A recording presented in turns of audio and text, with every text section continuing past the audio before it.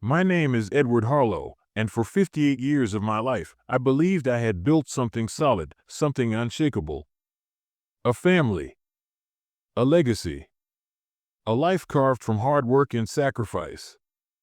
I wasn't born into wealth. Every dollar I earned came from sweat and grit. From working double shifts at the steel plant to running my small construction company until it grew into one of the most trusted firms in the state. My proudest achievement wasn't the company itself, it was raising my two children, Michael and Sophie, to have opportunities one never had. I thought I did everything right.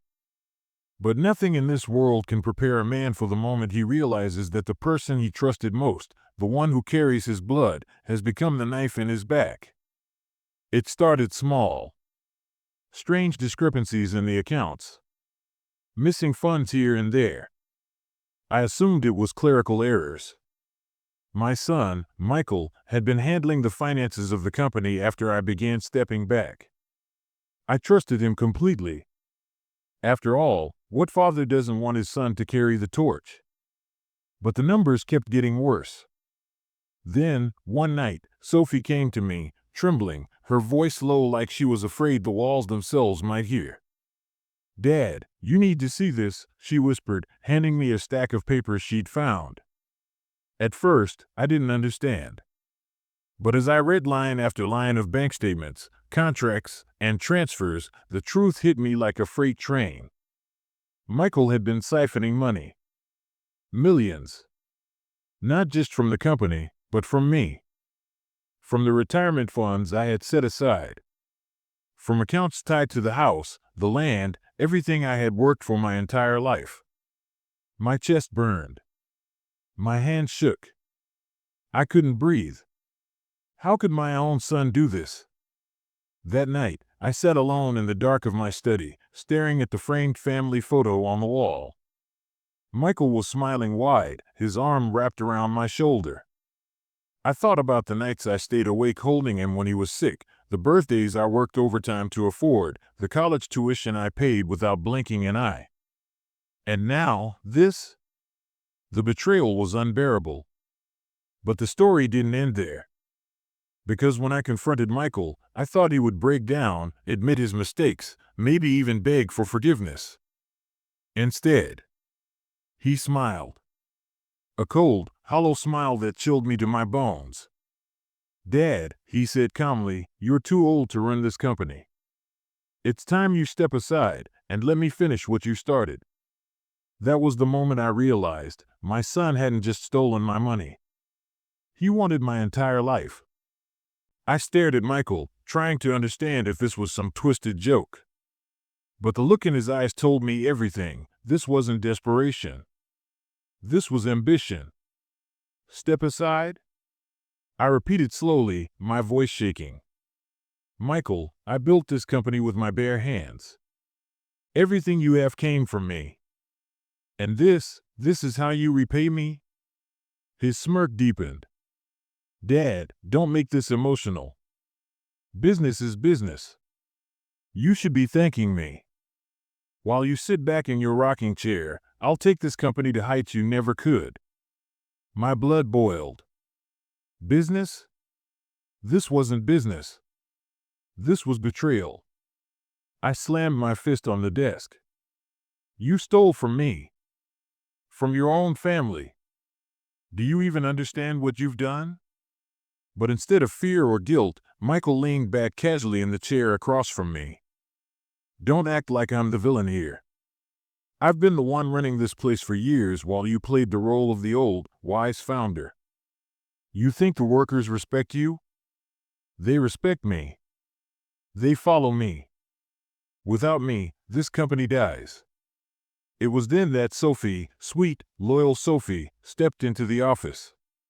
Her face was pale, her hands trembling as she clutched the evidence she had uncovered. "Michael, how can you say that?" she cried. "You're stealing from the man who raised you. From the man who gave you everything." Michael's head snapped toward her, his eyes narrowing. For the first time, his mask slipped. "You should have stayed out of this, Sophie," he hissed. "You don't know what you're talking about." I stepped between them, my heart pounding. "Don't you dare speak to your sister like that." And then came the words that cut deeper than any knife. "You're weak, Dad. Both of you. That's why I'm taking control. And if you stand in my way." He leaned forward, his voice low, venom dripping from every syllable. "I'll destroy you." The room went silent. For the first time in my life, I was afraid of my own son. That night, I couldn't sleep. Every memory of Michael's childhood replayed in my mind, his first steps, his first baseball game, the nights I stayed up helping him with homework. Where had I gone wrong? But there was no time for self-pity. By morning, I received the shock that confirmed my worst fears. Michael had already started moving to legally strip me of control. He'd filed paperwork claiming I was mentally unfit to manage the company, citing early dementia and irrational decision-making. It was a lie, a calculated, ruthless lie. And just like that, my own son was trying to erase me, not just from the business, but from my own legacy. The next few weeks were a blur of lawyers, court notices, and whispered rumors spreading through the company halls. My employees, men and women I had known for decades, looked at me differently. Some avoided my eyes. Others whispered in corners. Michael had poisoned them with his lies. I sat in my lawyer's office, listening as she explained the paperwork Michael filed. "Mr. Harlow, your son has made a strong case. He submitted medical reports from a doctor claiming you're showing signs of memory loss. If the court believes him, you could lose control not only of the company, but also your personal assets." I clenched my fists. "That's impossible. I've never even been to a doctor for that." My lawyer gave me a grim look. "Which means he either bribed someone or forged the documents." I felt sick. My own flesh and blood was dragging me into a legal grave. At home, Sophie tried to stay strong, but I could see the fear in her eyes. She brought me coffee one morning, her voice barely above a whisper. "Dad, he won't stop. Michael's not the brother I knew anymore. He's dangerous." I put my hand over hers, forcing a smile I didn't feel. "We'll fight him, Sophie. I won't let him take everything from us." But the battle lines were drawn, and Michael was always one step ahead. He cut off my access to company accounts. He spread rumors in the media about me being an old man past his prime. He even convinced some of our longest-standing clients to sign exclusive deals with him directly, bypassing me entirely. It wasn't just business anymore, it was war. The breaking point came when I returned home one evening to find a letter taped to my front door.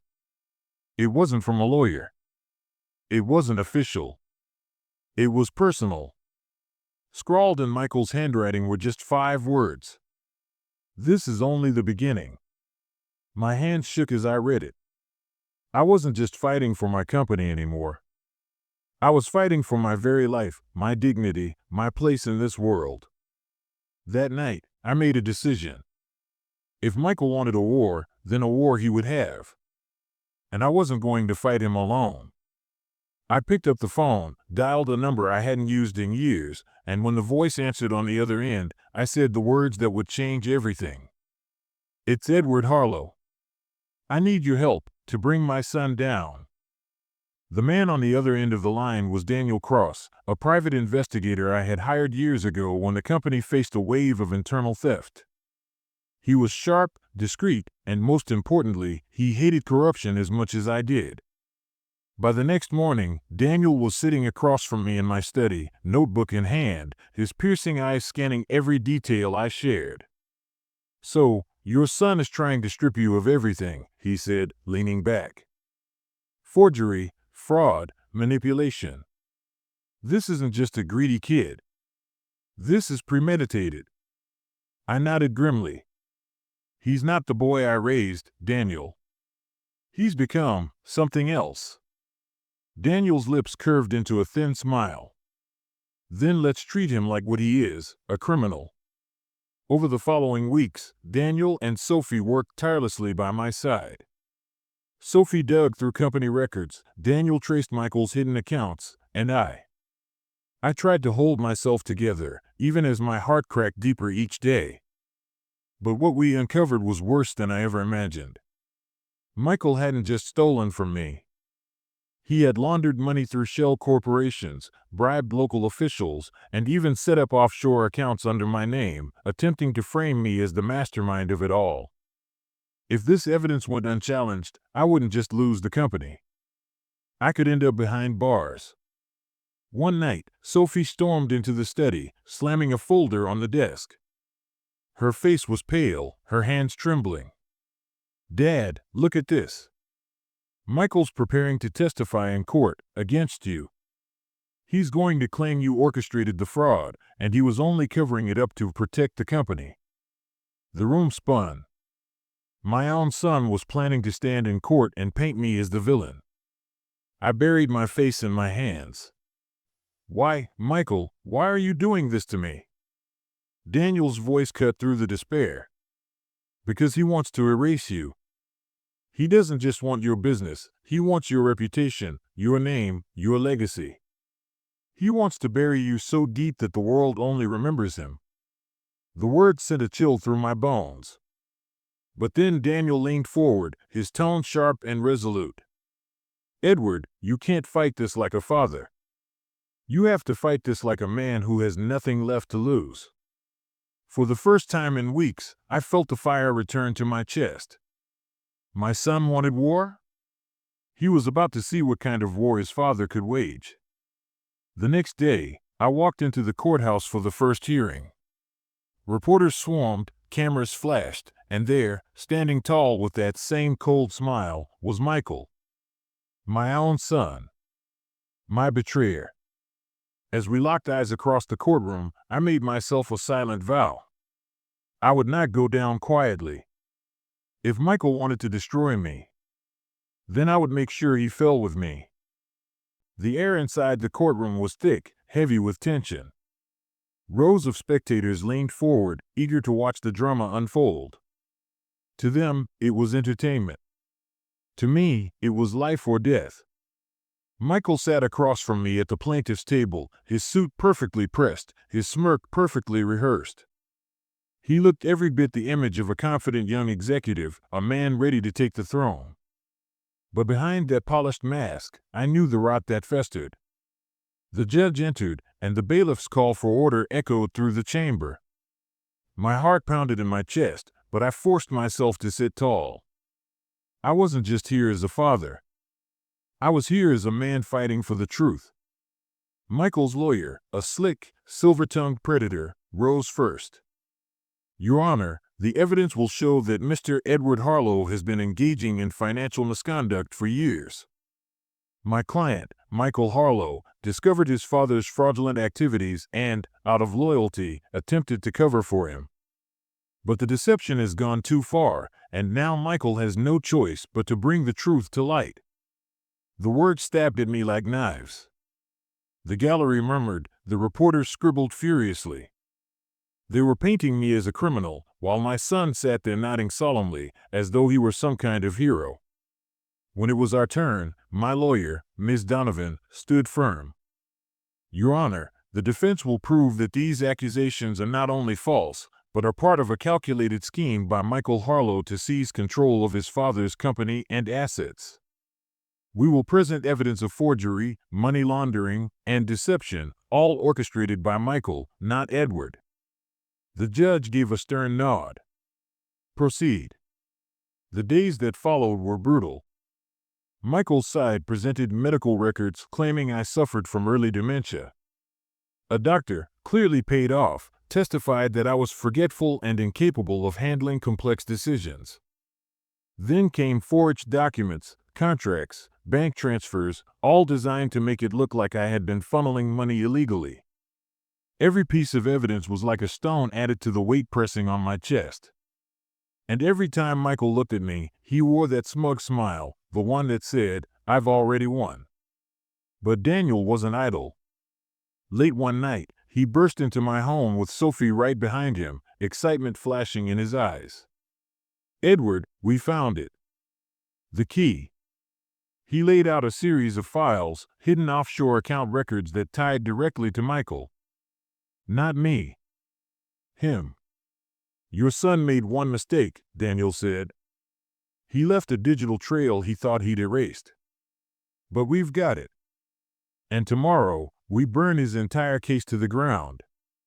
The next morning in court, as Michael's lawyer strutted with false confidence, Ms. Donovan rose slowly, a calm fire in her voice. "Your Honor, the plaintiff claims my client orchestrated a fraud. But the truth is much darker. We have evidence that shows not only did Michael Harlow create shell companies, but he also funneled millions into personal accounts registered under his own name." Gasps filled the courtroom. Michael's face paled for the first time. And in that moment, for the first time since this nightmare began, I saw the mask slip. Michael wasn't in control anymore. But the war was far from over. Because as the evidence was submitted, Michael leaned toward me across the courtroom, his lips barely moving, his eyes burning with rage. "This isn't over, old man. You think one folder will save you? I'll bury you before I'm done." And with that, the battle reached its boiling point. The courtroom buzzed like a hornet's nest after the revelation. Reporters whispered furiously, jurors shifted in their seats, and the judge had to pound his gavel 3 times before the room quieted. Michael sat stiffly, jaw clenched, his lawyer whispering frantically in his ear. But I saw it, the flicker of panic. My son wasn't used to being cornered. Ms. Donovan wasn't finished. "Your Honor, the defense calls Mr. Michael Harlow to the stand." Michael's head snapped up, his eyes narrowing. He hadn't expected this. Reluctantly, he walked to the witness box, his polished shoes tapping against the tile. He raised his right hand, swore to tell the truth, then settled into the chair like a king forced to kneel. Donovan stepped closer. Her tone was sharp, precise. "Mr. Harlow, do you deny owning the accounts tied to the transfers we've submitted?"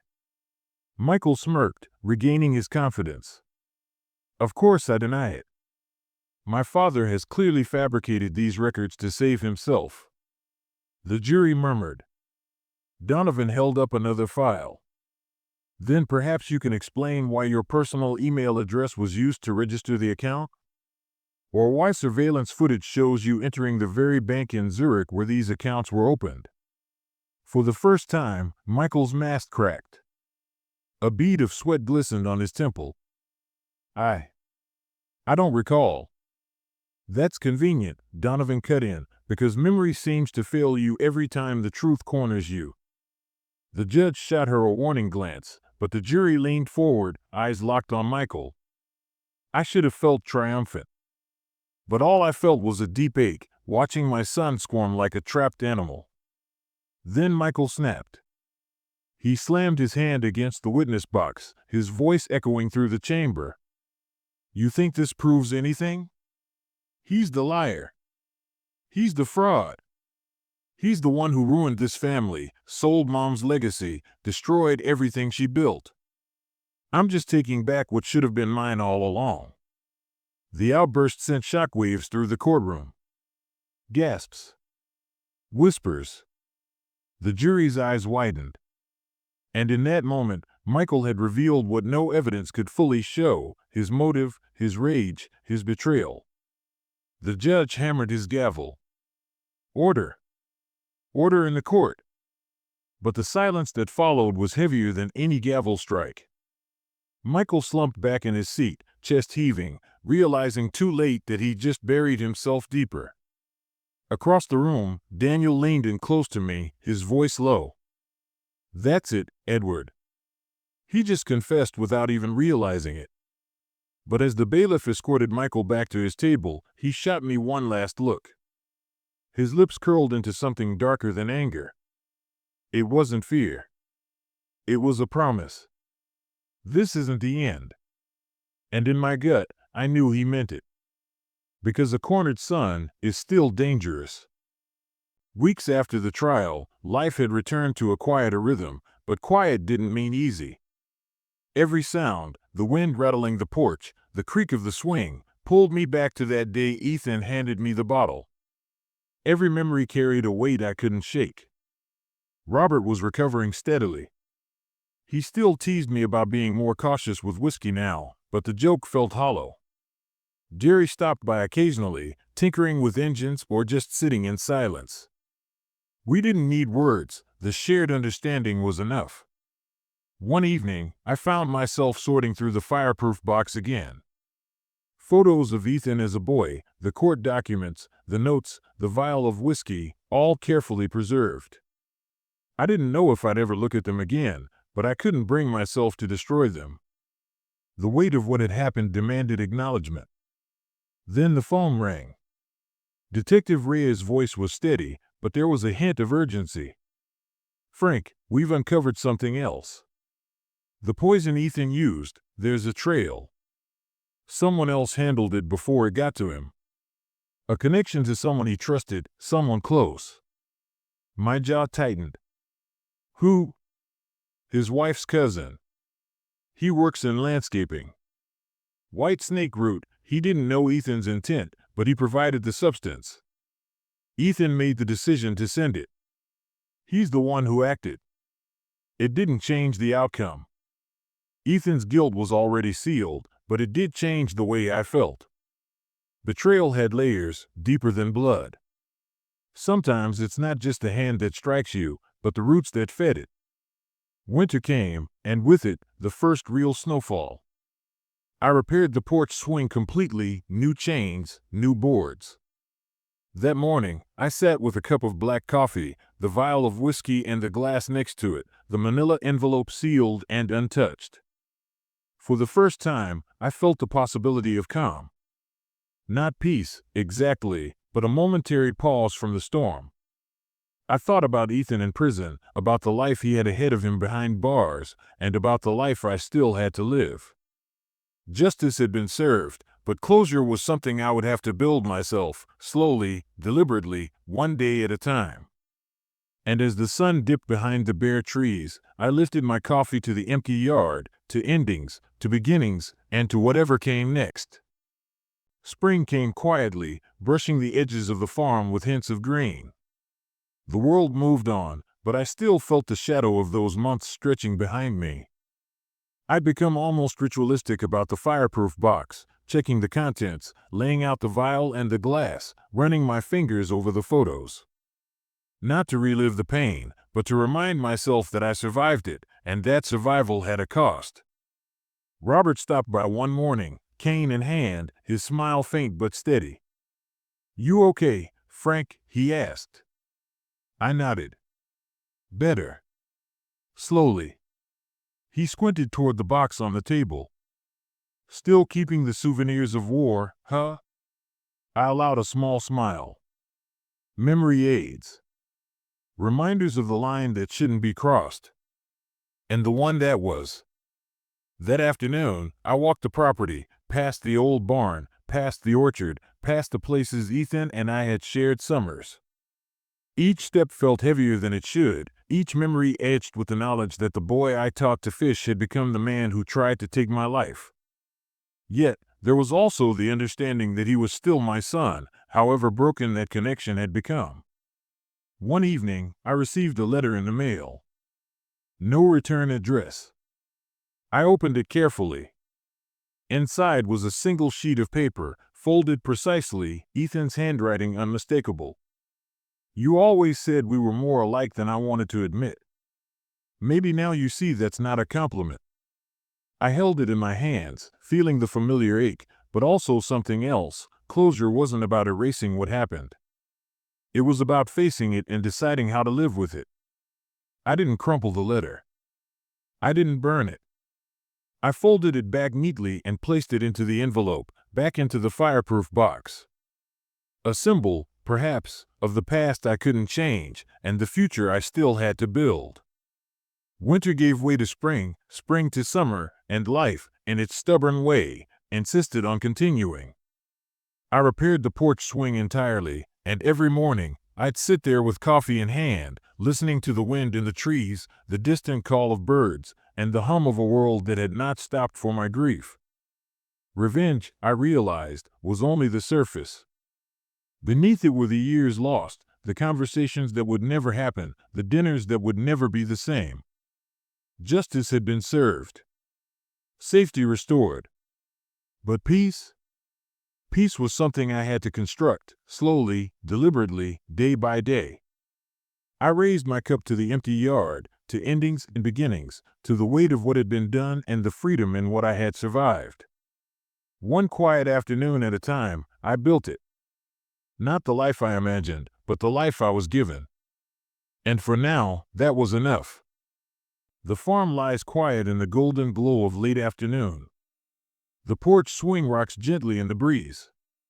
On the small table beside it, a glass and a vial sit quietly, reminders of memories too heavy for words. I take a slow sip of coffee, feeling the warmth steady me. Behind me, the orchard stretches out, each branch a hint of life returning after a long winter. Somewhere, a bird takes flight, and the world continues, unaware of the battles fought in silent rooms and courtroom halls. The letter from Ethan rests inside the fireproof box. I don't need to read it again. Its weight is not in words, but in what it represents, choices made, betrayals faced, and the truth I carry with me. I look out over the land, the sun low and amber in the sky, and I understand that justice was never about vengeance. It was about survival, about bearing witness, about refusing to let fear define the rest of my life. The wind stirs the pages of a notebook lying forgotten on the table. I reach out, close it, and slide it back into the box. There's a pause, a long exhale, and then a quiet smile, like a man finally meeting the edges of peace. Revenge ends with a verdict, but peace begins the moment you decide not to let the past write your future. One quiet afternoon at a time. One decision to look forward, not back. Asterisk.